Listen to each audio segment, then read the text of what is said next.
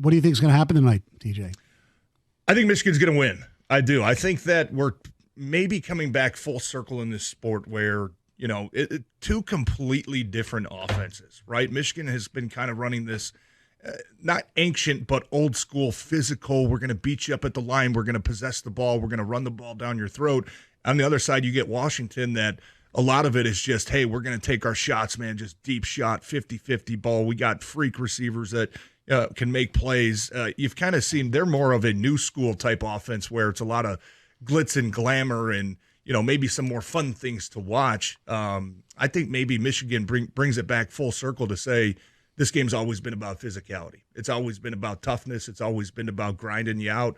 It's not about the cute things. It's about the things that win football games, which is dominating the line of scrimmage, which is dominating the time of possession, and is really just imposing your physical will upon your opponent. So I think it's going to be a good game. I don't think Michigan's going to blow them out by any means. I think it's going to be a good game, but I think at the end of the day, Michigan will find a way to stick to their identity, that not only what got them here this year, but what's got them here over the past 3 years, the past 4 years, building this identity, building these characteristics.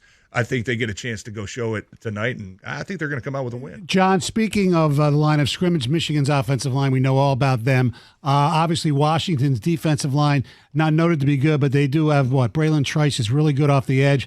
And they got a linebacker who's really good at disrupting the run because he comes in almost like a Sainristil missile, and I hope I'm pronouncing his name right. I'll just do the last thing because it seems easier. Olafashiu. Edifwan Olafashiu. How good is he? Number 5 for those of you who are watching tonight. He's a tremendous athlete. He's a guy that does a great job of reading his keys and reacting quickly. Yes. We talk about speed of the game and guys that are fast sideline to sideline, especially linebackers, guys that can drop into coverage. But part of being able to play fast is your recognition of what is going on the other side of the line of scrimmage. And he's a guy that sees and reads and reacts quickly to everything. So he's definitely one of those guys. And they're going to use him in a lot of different ways. Sometimes they use him to rush the quarterback. Sometimes he's strictly a guy that's covering running backs out of the backfield. But he's a downhill type of linebacker that will hit you in the mouth. John, I got a question for you. I know when this happened a couple weeks ago, Ohio State game when Zinter got hurt and they had to shuffle that offensive line, I said, hey, maybe it's a blessing in disguise. That was probably a bad way to put it. I think I meant, hey, the silver lining here might be getting a better tackle in Trente Jones out at the right side. You move move Barnhart back to the guard position. Yep. It seems to me that the offensive line has been much better than this lineup seems to be when Zach Zinter got hurt and everybody's like, oh no, this has potential for danger.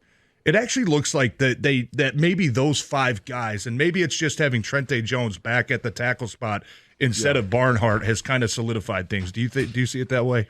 Yeah, Carson Barnhart is playing a natural position that's guard. And Zach Zinter was their best offensive lineman. There's no question about that.